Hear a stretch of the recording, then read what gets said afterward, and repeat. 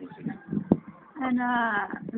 انا ملكي فاتحه اللي كنت مقدمه دعوه من قبل في المحكمه على ودية بنتي أميمة عطارد، محاولة اغتصاب والضرب والجرح مؤدى إلى عجز في يدها، لأن هذيك الضربة كانت غتجي على مستوى الراس.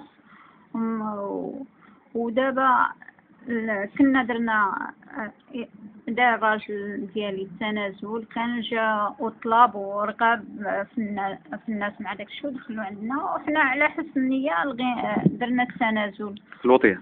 في الوطية، ولكن من بعد بأسبوع ثاني سكر وحي عنا وقال لي انا ما غاش نبقى طالع هاود معاك في المحكمة، انا غادي نحرك ونمشي ديريكت، وتيهدد في البنيات الصغيرة الاخرى هاجر، وتيهدد في الصحافه. قال لي من بعد قال لي تنشوف شنو داروا ليا، قال لي عاد غنتفاهم مع داك الصحافي ديالكم ديال صحارى نيوز، وباقي تيهدد فينا لحد الان قدام المحكمه. دازت الجلسه وخرجنا وتيقول الزوج ديالي قال لي دير التنازل، قال لي لا ما بقيتش ندير التنازل، قال لي واخا.